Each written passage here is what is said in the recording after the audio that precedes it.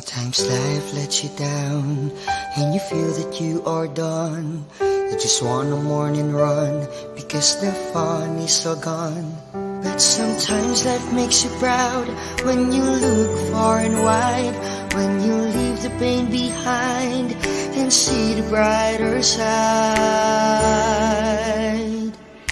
TNC gives you inspiration. TNC reignites your passion. TNC starts your transformation. TNC helps you see the new you. The new channel.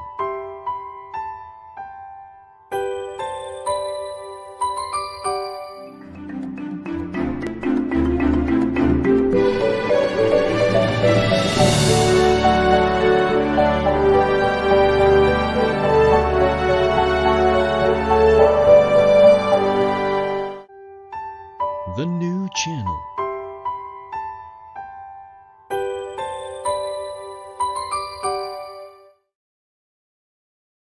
The views, opinions, and insights expressed in the following show are those of the hosts, producers, guests, and viewers. They do not necessarily reflect the position of the channel. Viewer discretion is advised. Hello, everyone, and welcome to the new channel. Here to help you see the new you. My name is Bob, and this is the Fort Project.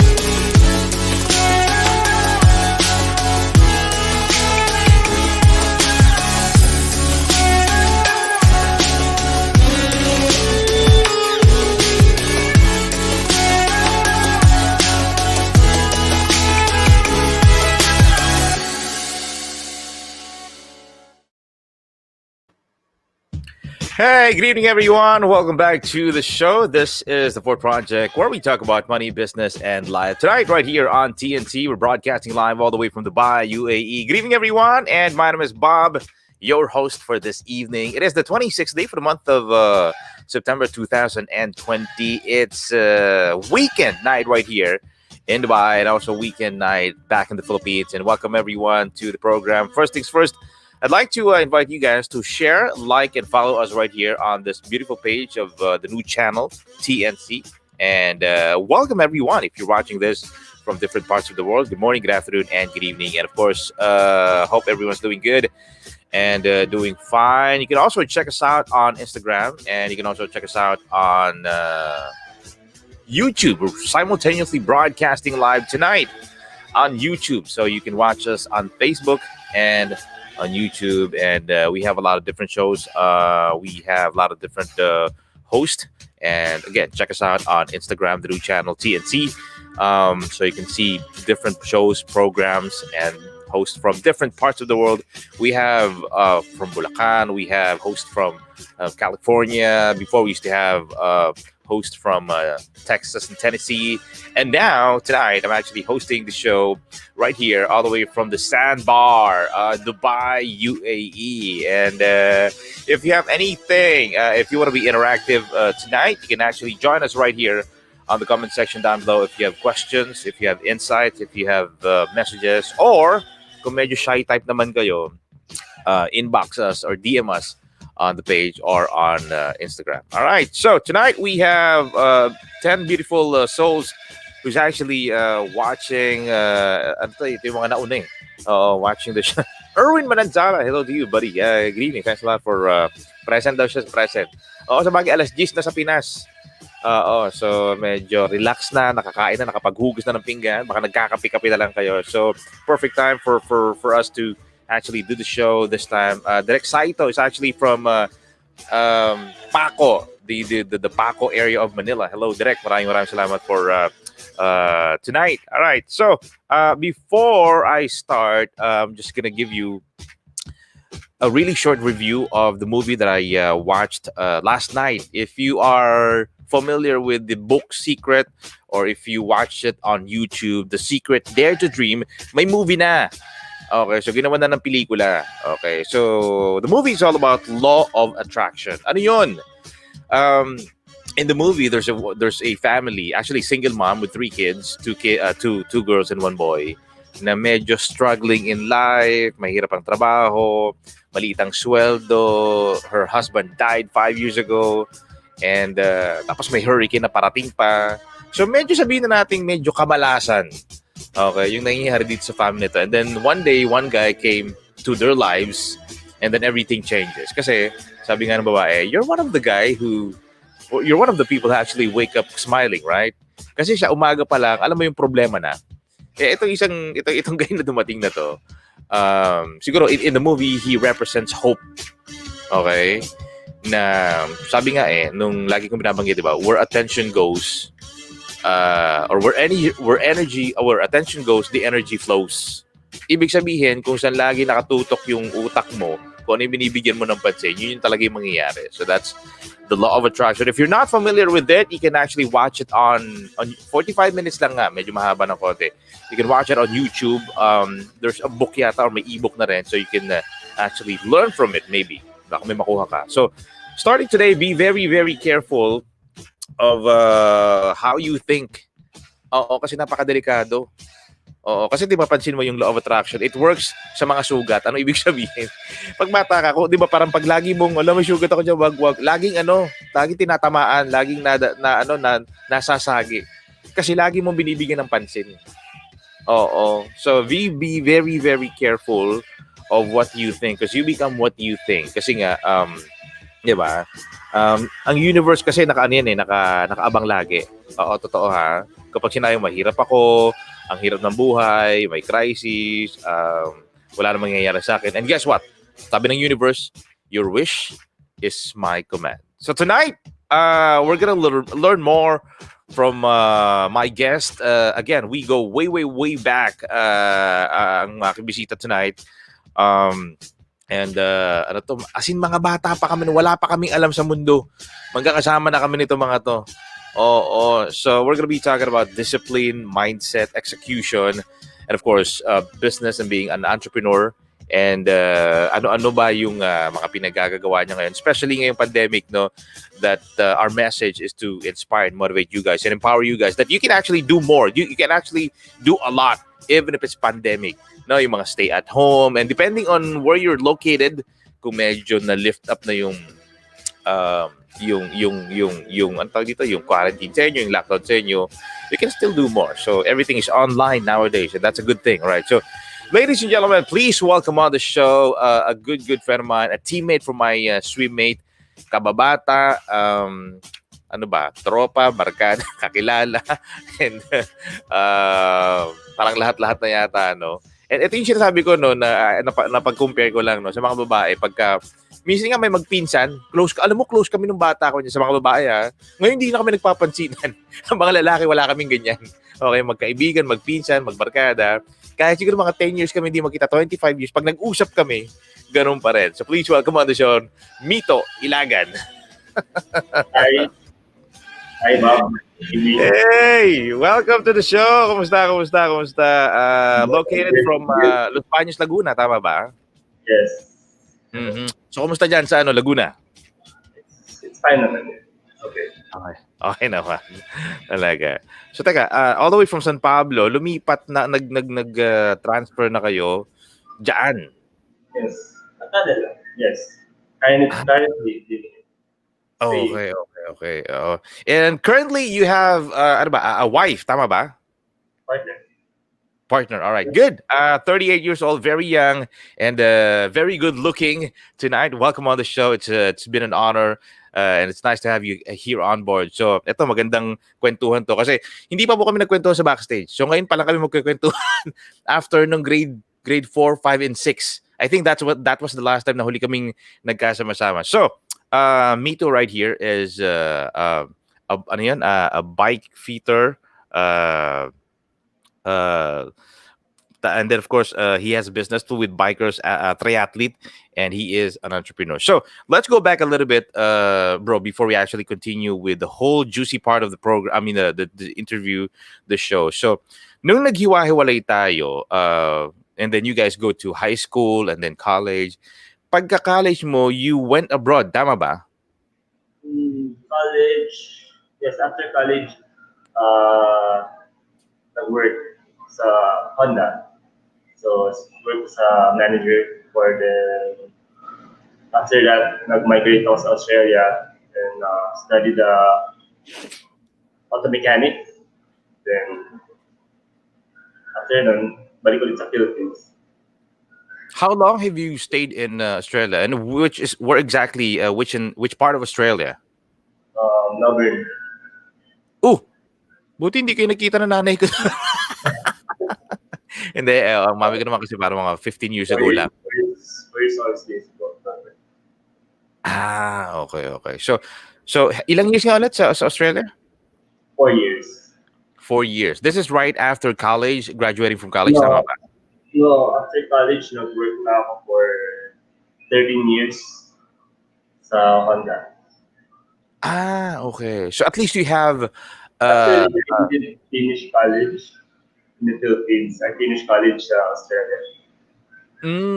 So at least meron kang Nag-work ako sa Philippines. Nag-work na agad ako.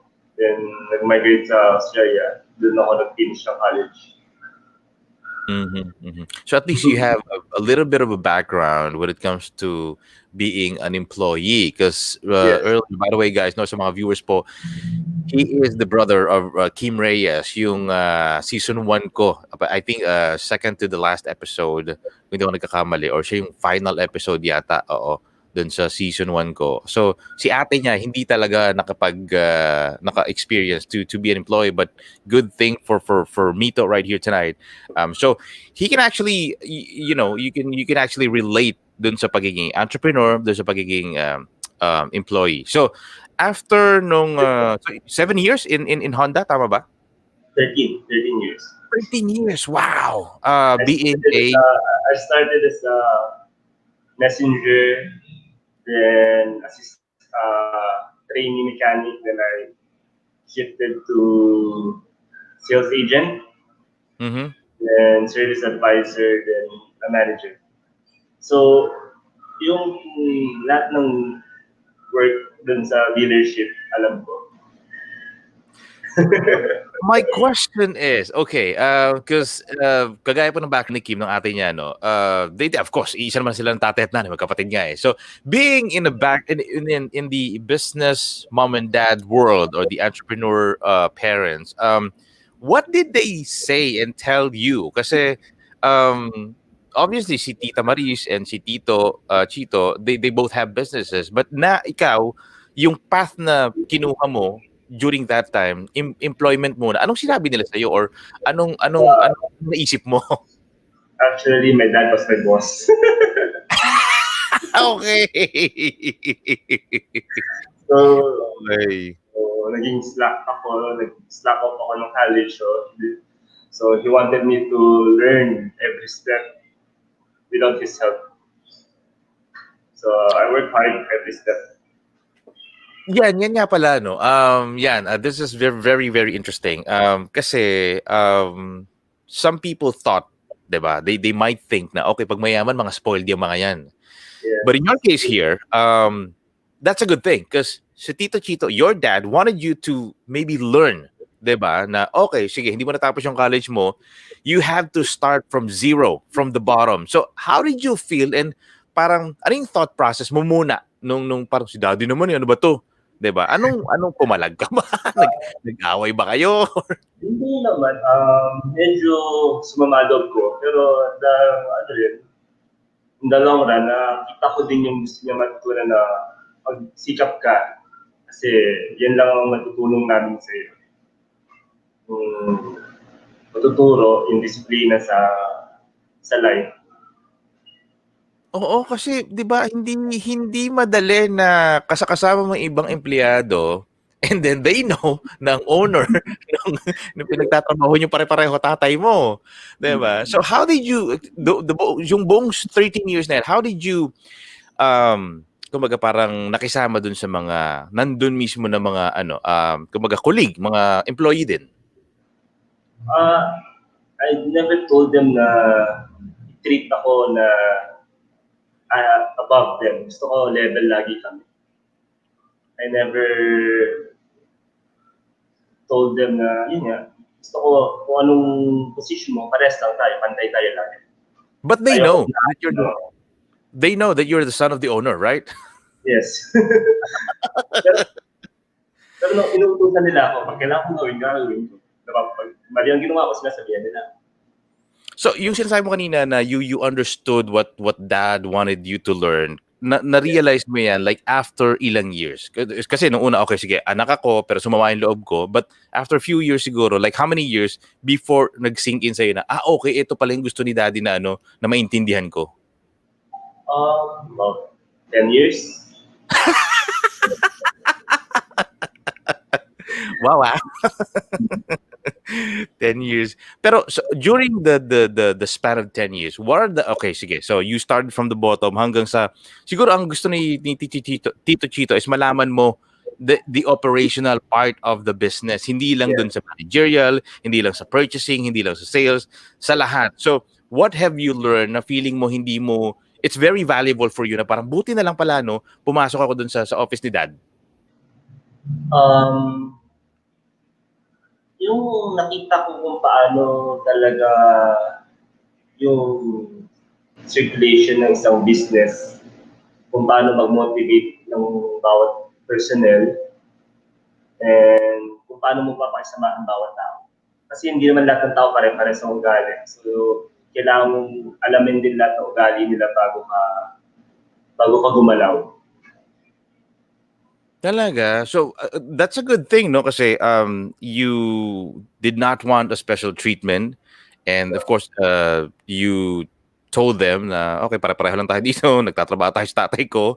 So, don't treat me kumaga, anything na more than you guys, diba? So, pantay lang. What are the struggles naman? So, of course, in every business, hindi naman parating, it's not always Christmas or bagong taon, di ba? So, nung nandun ka na, in a span of 10 years, what are the struggles? And then, of course, nakita mo si daddy, si Tito, na kung paano ni-resolve.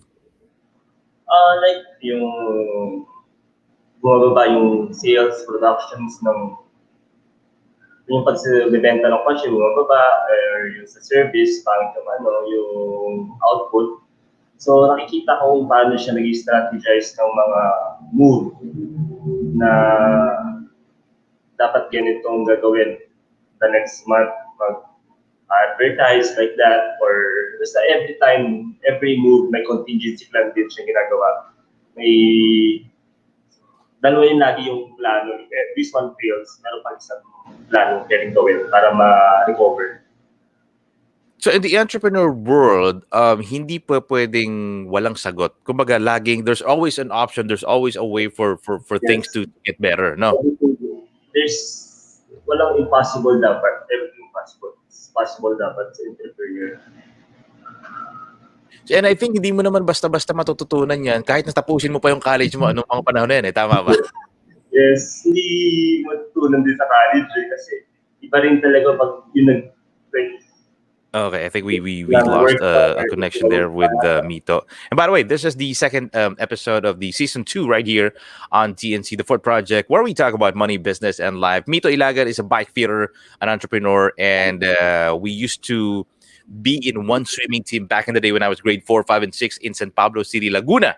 All right, so we are going to be picking the brain of my guest tonight. We're just having a difficulty with the connection. Ito yung no, this is a live show, by the way, guys. No, that's why these things happen. Okay, welcome back. All right, so again, like I said kanina, hindi mo siya matututunan kung even if you finish college nung mga panahon na. So, those are the values na in 10 years time nakita mo with the business of your dad? Especially no makisama sa tao. Now, especially when you say makisama sa tao, how important is attitude towards business? Um, Attitude is always, sa akin is like, kinakita ko lang lagi sa mga tao yung ano ako naging persistent sa gusto kong gawin. Then, pero never ko silang i-force gawin isang bagay. Gusto ko lagi katulong din ako gagawin yung bagay na yun. Kasi ayoko lang maging parang boses sa kanila. Gusto ko, ako din yung mag-initiate ng move para makita nilang ginagawa ko din. Ang galing, no? Kasi parang dito pa lang it just goes to show that you are being a leader. I'm gonna work with you. You guys are not working for me. You guys are gonna be working with me. So side by side, hindi yung psst, uy, gawin mo yun. Parang guys, tara, gawin natin to.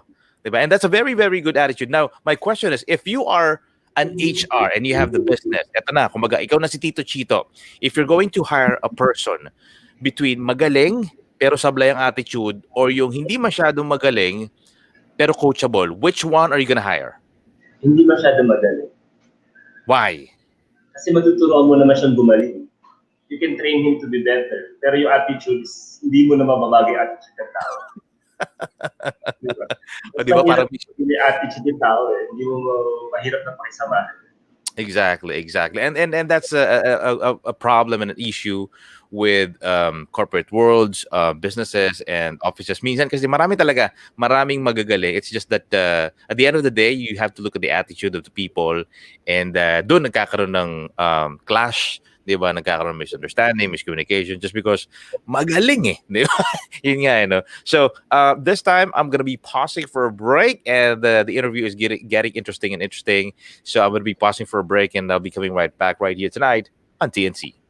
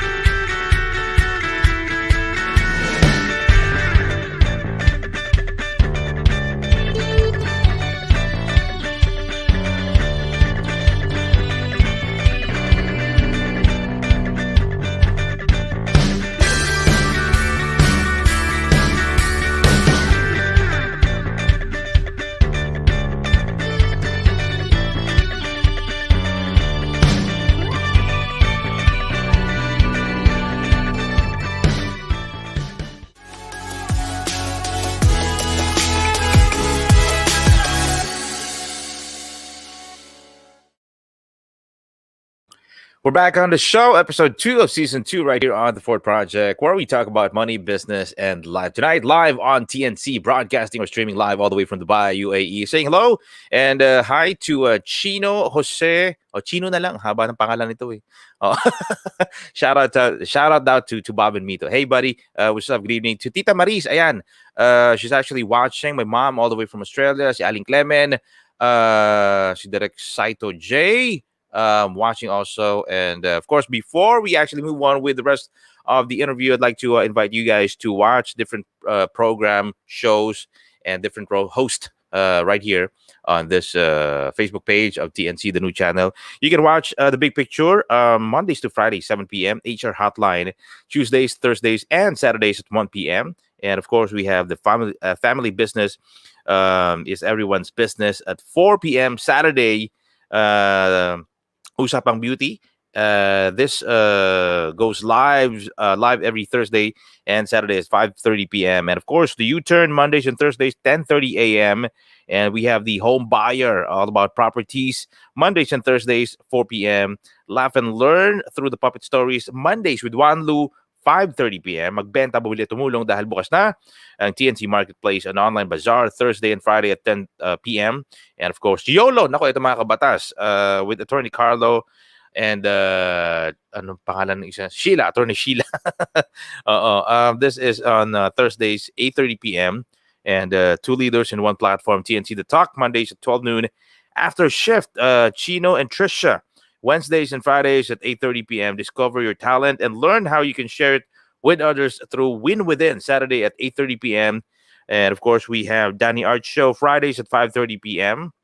And more upcoming TNC shows that will truly inspire you. COVID stories, foreign affairs, Healthline, money, and more. Catch also our TNC original shows such as One Day, an inspiring 30-minute storytelling. It alternates with the TNC Town Hall, co-hosted by TNC founders Lloyd Duna and Apple Manansala. This show is where we talk to you, our valued audience, on feedback about our shows on TNC. And again, follow us on Facebook and YouTube, and let us help you. All right, so here we go. Again, episode 2 of the season 2. So Mito, back on the show.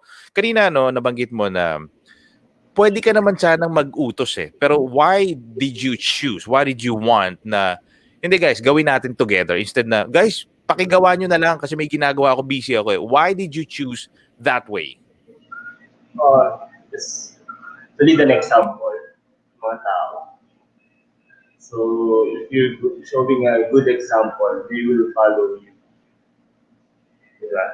So, if yung ginagawa mo din yung sinasabi mo sa nila, so, ganun din, para mas maniwala sila sa'yo. Now, having that attitude towards the business that your dad owns at that time, kumbaga may tsapa ka di ba? Kung tutuusin may tsapa ka. Pero did Tito Chito told you to be like that or ikaw yan? Hindi, ganun din yung the way he trained me. Then he also sent me sa US before to work sa US. Sa mga fast food. So, yung mga na-pick up ko na way na pag-work sa US, so yun din yung in-incorporate ko sa sarili ko. So, obviously, tonight, right here on the show, you learn a lot from life, from Australia, from your dad, from working in the States in fast food. Dishwasher before sa US. Talaga? Dishwashers, kitchen. Also, caregiver. Anything in life, I did. So, my question is, how hard was it at that time, growing up with a family na, I mean, you're above average, bro. I mean, hindi kayo mahirap. I mean, obviously, you guys are well off in life. But how difficult was it at that time na parang, teka sandali, di ba? Okay naman yung family ko, pero bakit ginagawa ko itong mga bagay nito? Just because I'm in the US, I'm in Australia. So, let me know. I mean, tell me, what's the process of thinking na gagawin ko to in spite of me having a really, really good family background in terms of, finances? Ever since when me and my siblings were kids, hindi lahat ng gusto namin nakukuha. We have to work hard. Like, if we want a new toy, we have to excel in academics or in sports. So that's why natutunan namin na kailangan mag-excel or we have to work hard for something bago kami magkameron ng like new toy or new clothes or new shoes. Hindi lahat nila binibigay. So, hindi kami spoiled.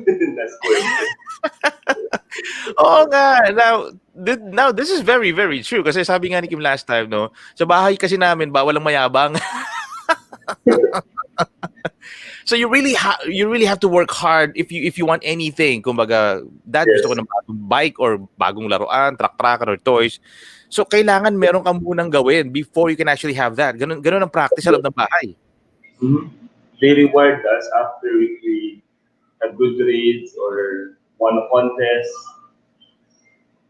Talaga? Ang galing, no? Parang pero okay, nung nasa ibang bansa ka na, of course, difficulties andiyan na yan kasi employment eh. 'Di ba? Mhm. And wala na si daddy. O wala na yung walang family ko nasa Pilipinas. So paano pagka medyo nahihirapan ka? Was there a time na ano ba yan? Uwi na nga lang ako makapag-quit na sarap-sarap ng buhay ko sa Pilipinas eh, tapos ganito ako sa US o sa Australia. Paano ano sige, kwentuhan mo kami ng konti diyan. Back in Australia, when I worked I studied as a mechanic and business management there. So, medyo may time na nag-struggle din ako kasi it's hard for me to find work kasi wala pa ako qualification sa mechanic there. So, dumating sa point ko na isip ko na makauwi na lang kasi mahirap. Pero meron din kasi minsan sa sarili ko na I like to prove people wrong. Yung mentality ko na mali ang iniisip ko sa akin. Kaya ko patunayan na kaya kong gawin. Kahit ako mahirapan gagawin ko. So obviously the thing with you is hindi kumbaga in most people, no, in most cases, kailangan kong patunayan sa sarili ko, I wanna be successful, magiging well-off din ako, magiging okay din ako in terms of finances. But you, obviously, you have that. So, sa'yo, the driving force there is kailangang to prove them wrong na even galing ako sa maayos na family, kaya kong sumabay pagdating sa trabaho. Tama ba? Yes. I can work any kind of job. Yun lang ang difference ko. Hindi ako mapili sa trabaho. I can get my hands dirty. Pero Yun yung ibig sabihin, nandun kasi what's the name of your other brother? Nandun naman si ate, nasa Pilipinas. Si Marty nandun. But anong ginagawa ko dito? Parang sa lahat yata sa amin, ako lang yung nag-ibang bansa. Hindi ko naman kailangang daanan to, pero ito ko, di ba? So yung part na yan, paano yan? back then kasi gusto mag-migrate dapat. Mag-migrate dapat ako doon. Mag-migrate dapat sa Australia for future. But yun nga, so to be able to migrate, I have to study. And since I was into cars ever since, yung mechanic na pathway is yun yung pinakamabilis ko para sa akin. Kasi I also studied auto mechanic sa Philippines before I went to Australia. Okay. This is well, I did not know all about these things until tonight, 'di ba? Na nabanggit sa akin lahat. Sabi ko nga sa inyo guys, no, Licensed mechanic magkwentuhan kami. licensed mechanic ako ng Australia. Both countries have license. Sabi ko nga sa inyo guys, no, we did not talk in the backstage. This is our first time again catching up, and it just so happened that it's a live broadcast tonight on TNC. So again, I'm having goosebumps kanina pa na parang sabi ko, okay, because at that time, coming from a family na medyo kumbaga, mahirap, ang tingin ko sa inyo is you guys are there. Alam mo yun, nakukuha yung gusto, well-off yung family, but learning this from you tonight, ang galing pala. So there's a discipline behind, kumbaga siguro yung parenting ni Tito Chito and ni Tita Maris, no? Hindi pala rin naging madali para sa inyo. To the point na kailangan mo pang mag-abroad, 'di ba? Na magtrabaho. I mean, aside from kasi siguro the mindset ng mga panahon na yan is wala na si daddy dito sa States o sa Australia. So kanino ako tatakbo, 'di ba? May may family ba? May like friends and family dun sa Australia and US? Sa Australia, friends and sa US family sa London. But Pero I sa think Australia talaga, walang tumulong for me to look for a job. I have to look for my own job. Since may background ako sa US na nag-work ako sa kitchen, so first job ko sa Australia was sa kitchen din. Okay.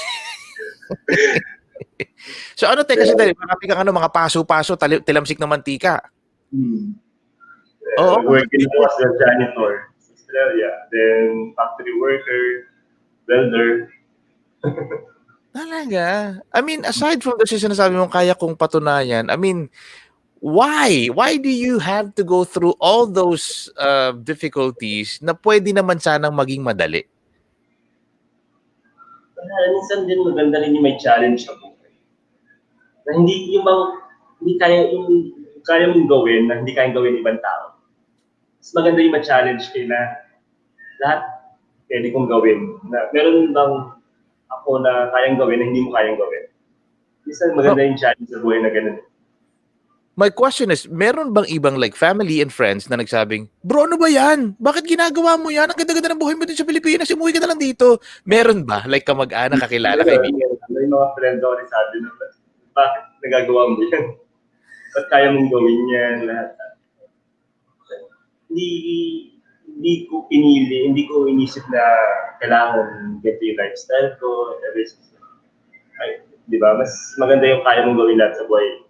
Pag dumating yung time na kailangan mo mag-work as an employee, kaya mo din. Yun yung mindset ko ever since na kahit magtrabaho as empleyado, pwede ako. Hindi laging boss dapat ang dating. When it comes to parents naman at that time, anak, pag nahirapan ka dyan, huwag kang mag-alala, pwede ka umuwi dito anytime. Or, basta panindigan mo yan. Which one silang dalawa ng mag-asawa ng mom and dad? Si Mami, pag nahirapan daw ako, umuwi na daw. Nanay na nanay talaga kasi, di ba? So si Tito Chito is more on, anak, kung anong pinasok mo, kung anong sinimulan mo, dapat tapusin mo. Ganun ba? Yan. Susupport ka niya, advisean ka niya na kaya mo yun. Huwag susuko. Pero si Mami, ever since, siyempre, lahat naman. Mahal. Protective and caring. Correct.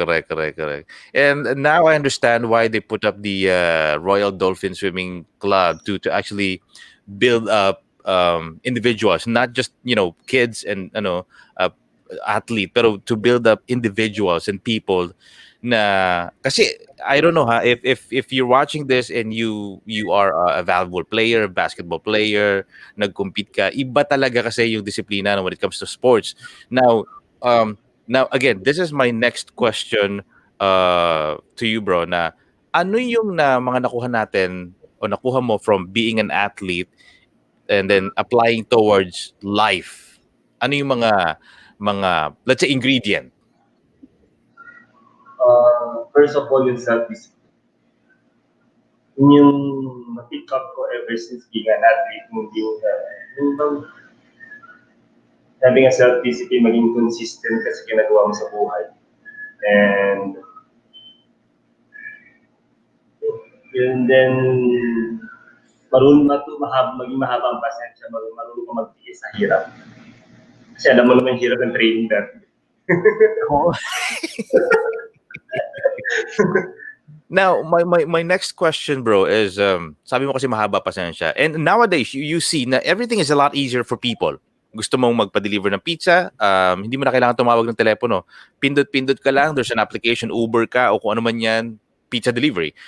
Everything is instant nowadays. Now, what do you think is the downside of technology when it comes to yung pagkakaroon ng mahabang pasensya? Kasi a lot of people may not want to take the stairs for the success. They want to take the elevator. But obviously, in your case, you took the hard way. Imbes na mas maging madali sana. Pwede ka naman sana, anak, ito puhunan. Diba? Kung ilang milyon man yan, magnegosyo ka na lang instead na mag-abroad ka. Parang dito ka na lang sa Pilipinas, at least nakikita ka namin na monitor ka namin. So, your way is the hard way. So, what can you say about yung instant, yung walang pasensya, yung biglaan? Ano yung medyo downside pagka nakukuha mo yung mga bagay sa madaling paraan? They will never learn in life. So, if time comes na mag-fail yung business, mahirapan silang tumayo ulit. Kasi hindi nila masasabi kung paano mag-work hard from sa baba up. So hanggang taas. Kumbaga the operational, 'di ba? Na parang kasi nag-start ka nasa taas ka na eh. So hindi mo alam from the ground up building a business, an empire, tama ba? Yes. So pag nag-fail yung business, di mahirapan ka maka-recover. Di mo kaya bumaba na ulit sa level na mababa. And by the way, guys, Start on a below, working your way up.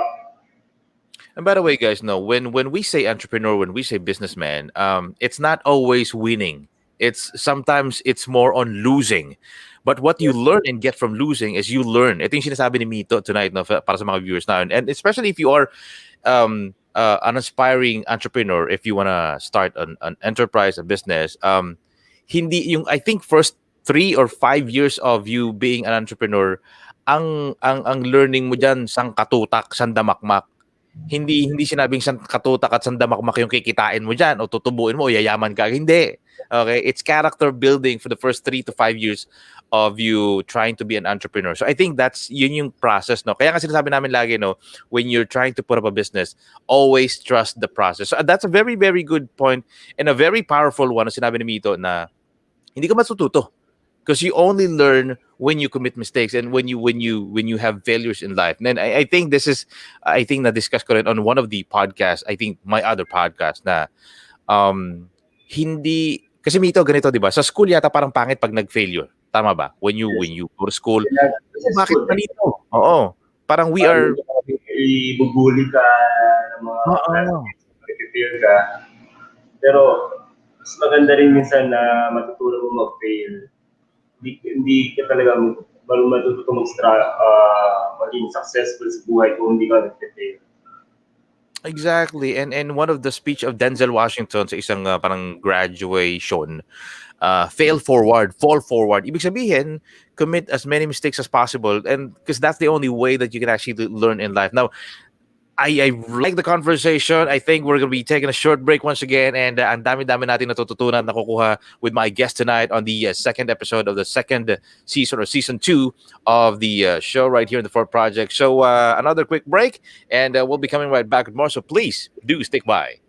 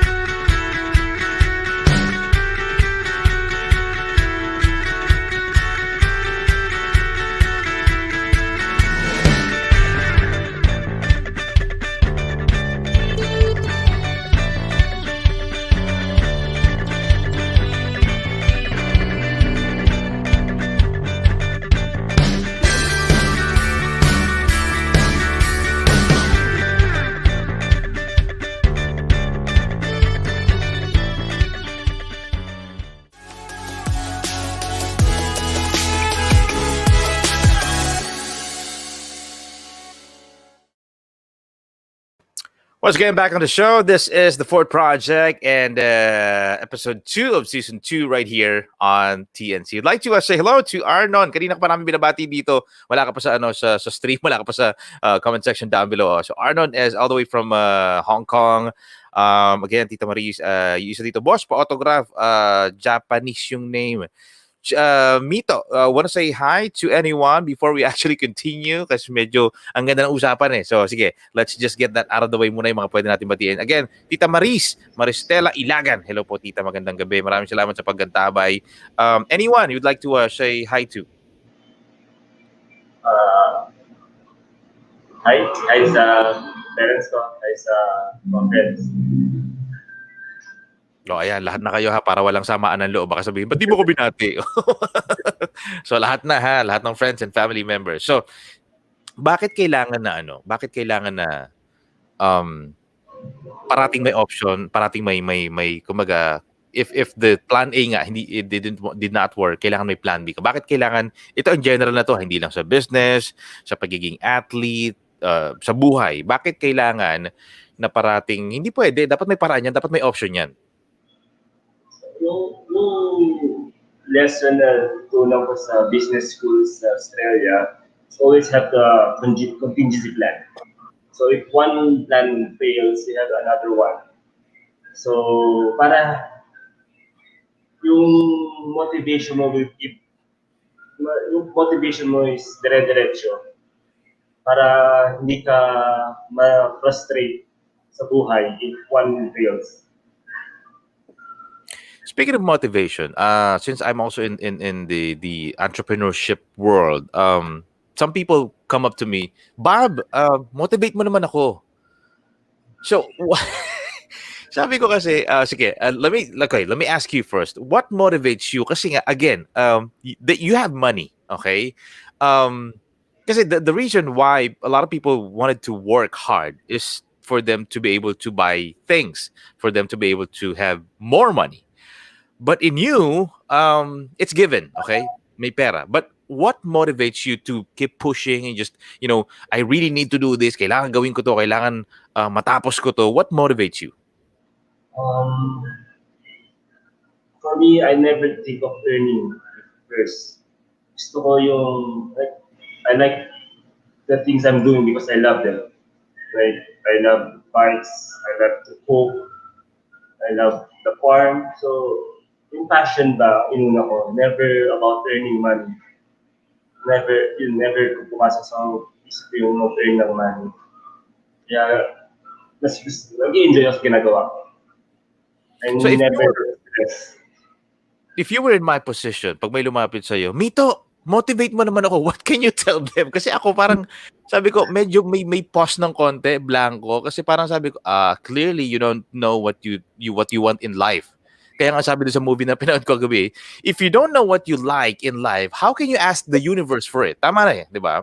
Yes, So yes. if someone comes up to you, at may nangyari na ba, di ba, na nalaman siguro yung life story mo, may nangyari ba na, Mito, pare bro, ano naman, motivate mo naman ako. Anong usually sinasabi mo sa kanila? Sinasabi ko lang lagi na find something you enjoy doing. And be passionate about it. Never think of earning on that. Like, ginagawa mo yan para kumita ka ng pera. Never think of that. Kasi hindi mo na may enjoy yung ginagawa mo. If the money is the focus, right? Yes. And it's very, very true, no, guys. I've been in the radio industry for 13 years, and hindi rin naman talaga ang naging focus ko is money. Naging voice over, nag-DJ, but ang sabi nila, yan, again, sabi ni Mito, as long as you enjoy what you do, pag gumaling ka ng gumaling, kasi nag-enjoy ka saka ka babayaran pag magaling ka na. But if your focus is money in doing one thing, you will never ever be successful kasi it's money driven diba? Medyo hindi skill driven, alam mo yun. Kasi pag nag-enjoy ka, gusto mong matuto, things are interesting for you to do, diba? So, obviously in the culture ng Pilipino, meron talagang ganyan na pagka-tapos ng high school, anong kukunin mong course? Hindi ko nga alam And some people in Filipinos, 40 ka na, 45 ka na, pag tinanong mo, ano gusto mo sa buhay? Actually, hindi ko alam And that's a very, very, it's for you to figure things out. Hindi kasi pwede, I think Mito, di ba? Hindi mo pwedeng bigyan ng motivation ang ibang tao. Let's say, ganito isipin mo tapos mo-motivate ka. It doesn't work that way. Tama ba? Yes. Ang hirap mag-motivate ng tao pag hindi na alam ang gusto sa buhay. Napakahirap.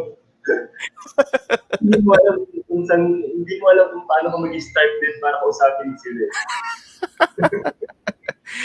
So, I mean, okay, guys, this just goes to show again, diba, na you have to know. You have to be very, very specific. One good example that I can actually tell you guys is pagka may cellphone, ay, oo, yung rose gold, 16, ano yun, 16 gig or may 128 noon, tapos 5 point ganyan. Alam mo yung pag may iPhone na bago, lahat ng specs alam mo. That's why it's a lot easier for you to buy it, to get it. 'Di ba? Na di gusto ko talaga yung pinag-iipunan ko yun. Ilang Jollibee, ilang sine, ilang date ang hindi mo dinate para mabili yung iPhone na yan. So the question is, bakit pag iPhone, laptops, nakukuha? Pero bakit pag kotse, bahay, lupa, dreams, goals, business, hindi makuha-kuha? There's one seminar na tinanong siya nung speaker, sabi niya, Sir, ikaw pag kumikita ka na, pag yumaman ka halimbawa, anong gusto mong sasakyan? BMW. Sige, anong klase? Sports car, yung two-door. Okay. Anong series? Anong model? Magkakano? Hindi na nakasagot yung tao. And again, pinapakita lang na di ba? Pag iPhone, pag cellphone, gadgets, iPad, kaya eh. Pero pag malalaking bagay na, hindi na bakit, hindi mo alam yung specification. So you have to be very, very specific on what you really want. In general po yan, ha? Hindi lang sa negosyo. Baka halimbawa, kasi pag tinanong, di ba, anong gusto mo sa babae? Gusto ko yung chinita, maputi, mahaba ang buhok, di ba? Maliit yung bewang, 3 yung butas ng ilong. Ganyan, di ba? So, okay, going back to Mito, you are putting up a business in, I think, somewhere in Los Baños, Laguna, and this is a bike shop, detailing, and coffee shop, tama ba? Yes. So I'm into bike fitting and bikes right now. Pero yung passion ko before sa cars, I like to clean the cars, I like to detail the cars.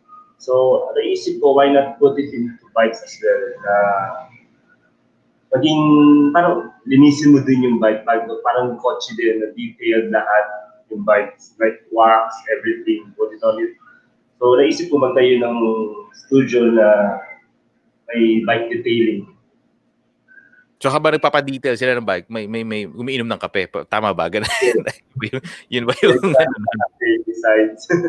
Oo. Hindi kasi the good thing is si Chito Miranda, habang nagpapagupit ka, may laundry, tapos may coffee shop. So parang 3 shops in one store, parang ganun. That's, I think, somewhere in Quezon City. So that's one of his many, many businesses. Chito ng parokya. So sabi ko, nga, no? So, laba muna ako, salang mo doon, tapos pagupit, tapos pa-order nga ng kape. Di ba? So, I think small businesses, medium businesses, especially nowadays, no, let's support them, especially in your local areas, no. So the goal for the business is nag-umpisa na ba? Hindi pa naman. Hindi pa, still waiting for some equipment. Okay. So tonight, what can you say to the people na medyo nalalabuan pa sa future nila? Lalong-lalo na yung nalalabuan sa ano ba talaga yung gusto nila? What can you say about those people? Don't stop dreaming. And always look for something kakaiba. Maybe yung kakaibang yun, maybe yung maging passion mo na magiging successful ka. Na yung isang go out of your comfort zone. Diba? Don't follow the norms. So think of something new every time. I think yung iba kasi nagsasabi na hindi ko kasi linya yan just because for so long ginagawa nila yung trabaho nila and they thought ito na yung linya nila where in fact nag-training sila, pinag-aralan nila bago nila naging linya yon. Ayaw na lang siguro nilang lumipat ng iba pang gagawin. And I think that's what you're talking about na naging comfort zone na. Sabi nga ng iba, di ba? Pare, kahit nakapakita ko, kayang-kaya ko yung trabaho kong gawin. So it becomes a comfort zone for them and ayaw na nilang baguhin. Tama ba? Yes. So once nasa comfort zone ka na, takot ka na mag-explore outside of it. Pero minsan, once you explore outside of your comfort zone, nandun pala yung success mo, yung passion mo. So magiging masaya ka. Obviously, when you work in the States and when you work in Australia, there's a whole bunch of rejection. So how did you confront rejections? How do you see rejection in life? Rejections, I think it's a challenge. So when I started working as a mechanic sa Australia, so nag-start ako, di kagad na mechanic, nag-start ako ng taga-map lang ng floor, ng workshop. So Mhm. gusto lang ako ng chief mechanic ng boss. So, yung bang challenge ko yung sarili ko, napapakita ko sa iyo na mas magaling ako sa inyo pag gumawa ng kotse. So, every time, tinanong ko lang sila, in-observe ko lang yung ginagawa nila. So, nangyari, one time, meron silang dumating na kotse, hindi nila paano gawin. So, ang ginawa ko, yung break na kung gumawa ng kotse. So, yun, since then, pinagagawa nila akong kotse. Kaya isang challenge ko yung sarili. Gusto ko lagi may challenge sa buhay ko. So from mopping the floor and fixing cars, ano nangyari? Eventually, I turned to the chief mechanic of the shop na yun. Ako naging chief mechanic. Wow, galing, galing. So see, 'di ba guys, 'di ba? Stories like this, ito yung nagpapakilabot sa akin, ito yung nagpapa-hype sa akin that I mean, there's nothing is impossible does not exist. Ayun ang sinasabi namin na in the entrepreneurship world, kailangan parating may paraan, kailangan parating may option, 'di ba? So rejections, again, just like failure, no, you only learn in rejections, you only learn with failure because there's so minimal things that you can actually learn from success, 'di ba? Ang sabi nga nila, mas madaming rejection, mas maganda. Kasi when you are there sa success, anong next? 'Di ba? Yun yung parang ano yun yung parang sinasabi nila na pag nandoon ka na, ano yung susunod? But of course, it's never ending learning. Ito ma-share ko lang din no na in school they give a lesson and then you take the exam. In life, it's very very backwards. You take the exam and you learn a lesson. So I obviously with Mito, my guest tonight, there's so much lessons in life na again iba pala yung naging story niya talaga na, and this is my very first time learning the story na from meron pero dumaan sa sabihin na natin butas ng karayom just like everybody else. Hindi pwede kasi pagdating mo na abroad, oh anak ako ni ni daddy, oh nasa Australia na ako, galing ako ng ganito, oh di ba? Paano yun pala bro, no? If you are 13 years in the mechanic world, in the automotive, tapos biglang pagdating mo doon sa mga bansang yun, hindi siya makikredit. Hindi nila titingnan as your experience, na hindi mo pwedeng sabihin sa kanila na, eto nga kasi yung experience ko, so hindi ako dapat mag-map ng floor. No, kailangan mo makita na qualified ka sa gagawin. So, sa Australia, they need to check if you really know what you know. You really need to prove na alam mo yung ginagawa mo. Yun yung sa ibang bansa yung method nila. Hindi porke may certificate or something na nakagraduate ka ng mechanic pero hindi ka naman pala marunong gumawa ng kotse. So you need to prove it first. Oo, siguro may mga cases na ganyan. Pero I mean, isang dekada, 13 years, bro. 13 years. Hindi naman pwede i-fake at biruin siguro yung experience with your dad, 'di ba? But anyways, so I think we're getting closer to the end of the show. Law of attraction. Yan, yung mental condition na yan. Because kanina nabanggit mo na you have a very very strong mind, 'di ba? How important is that? Kasi nowadays marami ng sadly dito nung nawalan sila ng trabaho, they work in an airline, they commit suicides. Ibig sabihin with suicides madami. So I think that's having a very very weak mindset no towards things. Kumbaga hindi ka tapusan ng mundo, nasibak ka lang, buhay ka pa, wala kang COVID eh. Isipin mo 'yun, 'di ba? Nasibak ka lang. Wala kang corona ka positive, pero you choose to end your life. How important is having a very very strong mindset? Siguro yung having a strong mindset na kaya mo i-overcome lahat ng dumating sa buhay mo. Na hindi ka magiging like you won't get stressed or hindi ka magkamumroblema agad pag meron ng problem. Kasi you always think positive sa life. Kaya mas maganda lagi na may mindset is never negative sa isang bagay. Because once you're always thinking of negative, naging clouded na yung mind mo. So hindi mo ma-overcome yung problem. May nakita ako, I just saw this years ago, bodybuilder siya. Yung dito niya puro, alam mo yung kulay violet na. sa sobrang strong ng utak, alam mo yung, "Hindi, kaya kong buhatin 'to." Nag-snap yung shoulder niya, yung sa may chest niya. So medyo baliktad naman 'yon, no. So it just goes to show kasi na dito kaya eh. Pero yung physical body, hindi bumigay na. Kasi nga ano siya, parang yung, ano yung strongman ba yun? Yung malaki, matataba, pero puro pure muscle. Akala mo mataba, pero pure muscle. So, namamaga yung buong dito nyo. So, baliktad naman nun, pwedeng mahirap yung pinagdadaanan mo, pwedeng puro struggle, pero pwedeng puro problema. But if you have the strong mindset, you know that this is just a phase. Kumbaga, temporary lang to, hindi to permanente. Lilipas din to. Dadaanan ko to. Sabi nga, di ba, huwag mong tambayan, daanan mo lang. And again, tonight, Mito, thank you so much for being here on the show. And of course, this is not going to be the first and last time. I'm pretty sure maybe on the third season, you're going to be back here and tell us more about the business na pinut up mo na. And then before we let you go, social media platforms where they can actually message you, get in touch with you, or follow you. So you can follow me